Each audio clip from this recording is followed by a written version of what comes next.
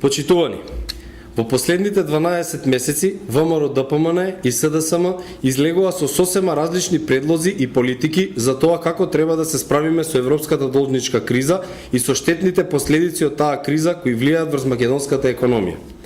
Во овој период, владата предводена од ВМРО ДПМН предложи, а собранието изгласа повеќе намалување и ослободување од даночни оптерувања.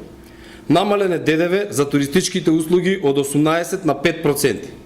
Намалене данокот на сурово масло за јадење од 18 на 5%. Намалени се царинските тарифи за огромен број на продукти и суровини. Ослободени се од данок малите и микропредпријатија со годишен приход до 3 милиони денари. Овој период се зголемени субвенциите на земјоделците од 6 милиони евра, колку што беа во времето на СДСМ, на 130 милиони евра, колку што изнесуваат само оваа година. На неколку пати беа зголемени платите, пензиите и социјалните трансфери. Тоа е она што ВМРО ДПМН го прави, но ајде да видиме што е она што СДСМ го предлага за овој период. Предложија зголемување на даноците за 50%. Предложија намалување на платите во полицијата, војската, намалување на платите на медицинскиот персонал.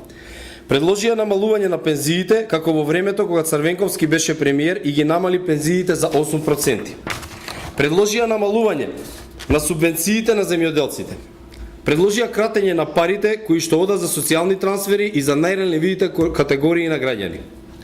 Почитувани, во период на светската економска рецесија, кога и најголемите економии страдаат од последиците на светската економска криза и од европската должничка криза, 26 од 27 членки на Европската Унија ги зголемија даноците и голем дел од нив ги намалија платите, пензиите и социјалните права.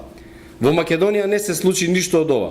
Не се намалија платите, не се намалија пензиите, не се кратеше на социјалните права и социјалните трансфери, а во исто време се донесе и нов последен пакет за справување со последиците од должничката криза, со кој се предвидуваат помош од 110 милиони евра за компаниите и 13 милиони евра нов пакет со економско-социјални мерки. Со ова, по различни основи, ќе бидат опфатени над 50.000 граѓани.